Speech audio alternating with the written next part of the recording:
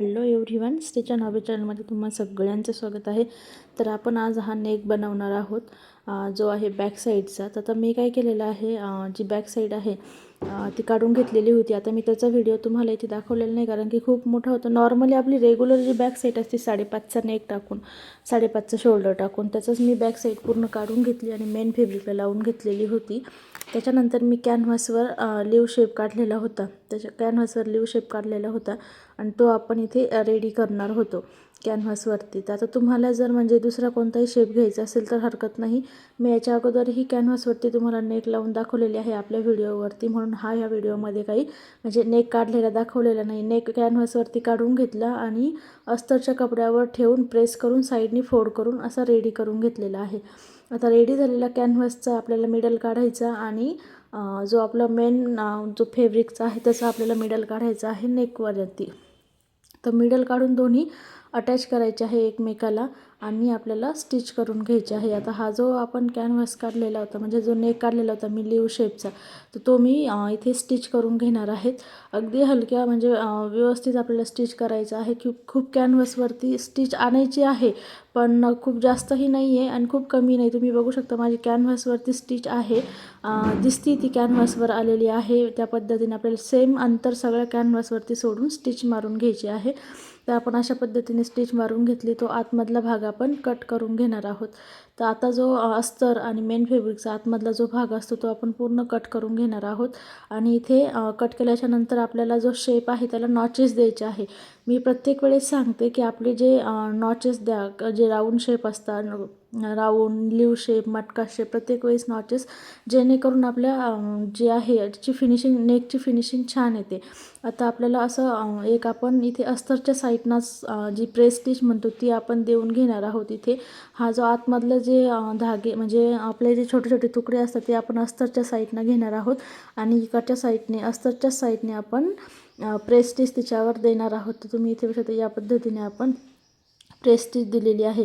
ही याच्यामुळे की तुम्हाला एक तुमचा जो कॅनव्हासचा कपडा आहे म्हणजे जे कॅनव्हास आहे ते इझिली खालच्या साईडनी फोल्ड होतं आणि तुमची ब्लाऊज फिनिशिंग पण छान येते. आता मी इथे हाताने स्टिच करणार आहे पण सध्यापुरते मी इथे एक 5 नंबरची स्टिच साईडला लावून ठेवणार आहे की जेणेकरून आपल्याला कॅनव्हासने एक फिनिश झाला पाहिजे त्याच्या हिशोबाने. आता मी इथे केलेली आहे. जर तुम्हाला जर ही स्टिच नसेल काढायची तर तुम्ही काढू शकत नाही, म्हणजे काढायची नसेल तर तुम्हाला काढायची गरजही नाही आहे. पण जर ठेवायची असेल तर तुम्ही ठेवू शकता आणि काढायची असेल हातशिलाई करण्यासाठी तुम्ही ठेवू शकता. तर इथे जे रिंकल्स आले आहे मी त्याच्यासाठी काढून घेणार आहेत आणि इकडच्या साईडनं हातशिलाई पूर्ण मारून देणार आहे.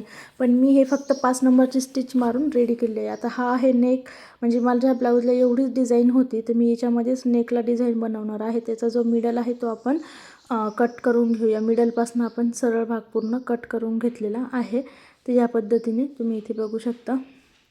आता मी हा जो खालचा शेप आहे तो पूर्ण राऊंडमध्ये कट करून घेणार आहे. तर या टाईपमध्ये आपल्याला जेवढी डिझाईन आहे तुम्हाला तेवढी कट करून घ्यायची आहे. थोडंसं म्हणजे जे आहे आपल्याला फिनिश करायची असते दोन्ही बाजू, म्हणून मी दोन्ही साईडनं एक्स्ट्रा ठेवलेलं आहे. हाईटला आपल्याला जेवढी डिझाईन आपण तेवढं कट करून घेणार आहोत.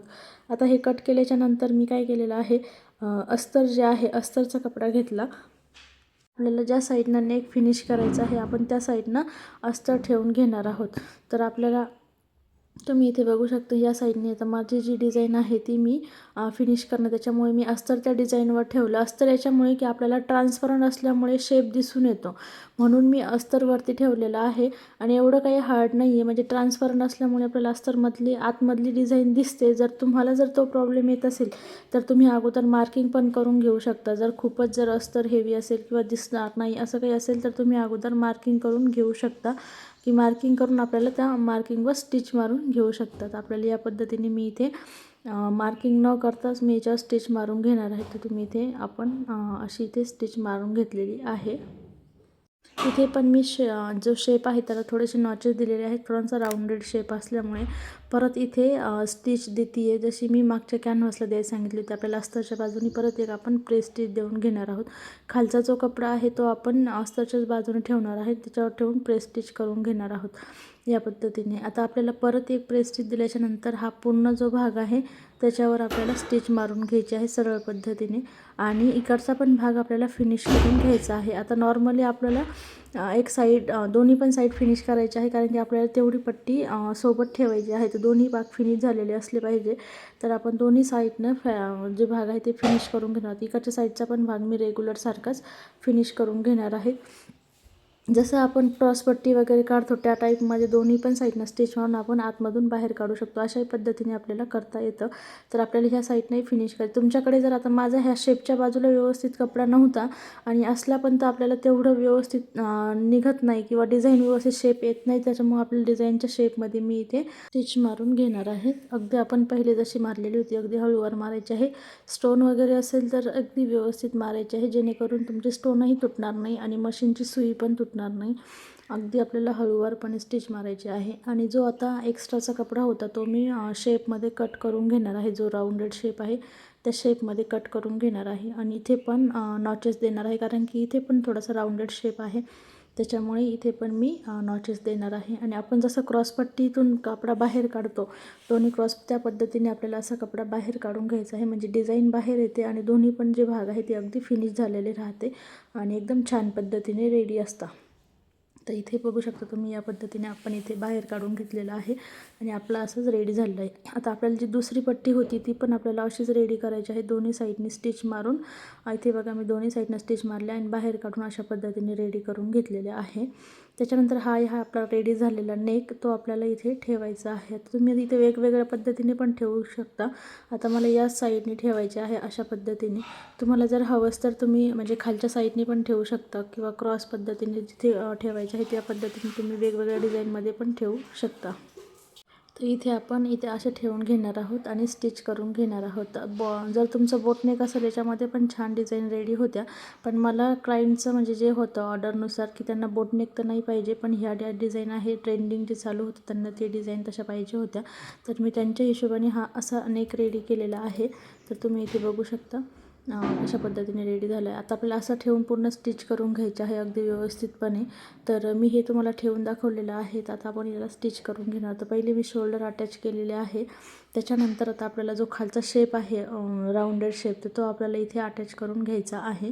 तर तो पण आपल्याला अगदी व्यवस्थितपणे पूर्ण कुठे ओढला पण नाही गेला पाहिजे, कारण की शेप आहे वाटतात सोपे पण तसं राहत नाही, कारण की कधीतरी तुमच्या कपड्याला एकही रिंकल्स न पडता तुमची व्यवस्थित डिझाईन स्टिच झाली पाहिजे. हवंच तर तुम्ही इथे बॉल पिनचा यूज करू शकता. जर बॉल पिन नसेल लावायच्या तर तुम्हाला अगदी हळूवारपणे स्टिच करावं लागेल. जर बॉल पिन लावलं तर हरकत नाही, पण आता मला इझिली येऊन जातं थोडंसं, म्हणून मी सध्या इथे बॉल पिनचा वापर न करता माझे जे आहेत त्या डिझाईन रेडी करून घेणार आहेत. तर इथे या पद्धतीने आपण पहिले मी इकडच्या साईडची लावते आर्मच्या साईडने. इथे पण आपल्याला डिझाईन अगदी डिझाईनवरती म्हणजे मी जे कर्व शेप होता त्याच्यावरतून स्टिच मारून घेतलेले आहे आणि खालचा जो भाग आहे तो पण मी फोल्ड करून घेतलेला आहे. तर खालचा भाग फोल्ड करून घेतलेला तो मला व्हिडिओमध्ये दाखवायचा राहिला आहे, त्याच्यासाठी तुमच्या सगळ्यांच्या वतीने मी सॉरी म्हणते आहे. तो माझ्याकडनं मिस झाला. आपल्याला खालचा भाग पण फिनिश करायचा आहे. मी वरचा केलेला नाही आहे, कारण तो मी शोल्डरमध्ये जाणार असल्यामुळे मी तो भाग फिनिश केलेला नाही, पण खालचा जो आहे तो मी भाग फिनिश करून घेतलेला. त्याला काही नाही, म्हणजे साधी आपली पट्टी अस्तर लावून खालच्या साईडने फोल्ड करून घेतले, बस एवढंच फक्त व्हिडिओमध्ये दाखवायचं राहिलं आहे. तर ते तुम्ही बघून म्हणजे तुम्हालाही समजून जाईल. त्याच्यानंतर आपण हे बघा मी अगदी व्यवस्थित शेपमध्ये एकदम हळूवारपणे नेक लावलेला आहे. तर आपला व्हिडिओ म्हणजे इथे कुठेच आपल्याला रिंकल्स वगैरे एक्स्ट्रा आलेले नाही. तरी माझी एक रिंकल्स दिसते इथे अगदी, तर ती मी उसून घेऊन थोडासा कपडा वरच्या साईडने बाहेर काढते, कारण की तिकडे आपल्याला शोल्डरच्या बाजूने इथे थोडंसं ओपन स्पेस राहतो काढायला. तर मी इथे थोडंसं जे एक रिंकल्स होती ती वरच्या साईडने बाहेर काढून घेतलेली आहे. तर सेम आपल्याला आता जसं मी ह्या साईडचं लावलेलं आहे तसंच आपल्याला इकडच्या साईडचा पण लावून घ्यायचा आहे. जसं मी लावलं आहे तसं हे बघा मी इथे तुम्हाला दोन्ही पण रेडी करून दाखवलेले आहे. तर तुम्ही इथे बघू शकता आपल्या अशा छान पद्धतीनं नेक रेडी झाला आहे. तर तुम्हाला व्हिडिओ कसा वाटला नक्कीच कमेंट करून सांगा आणि व्हिडिओ आवडला असेल नक्कीच चॅनलला सबस्क्राईब करा, व्हिडिओला लाईक करा, शेअर करा. थँक्यू.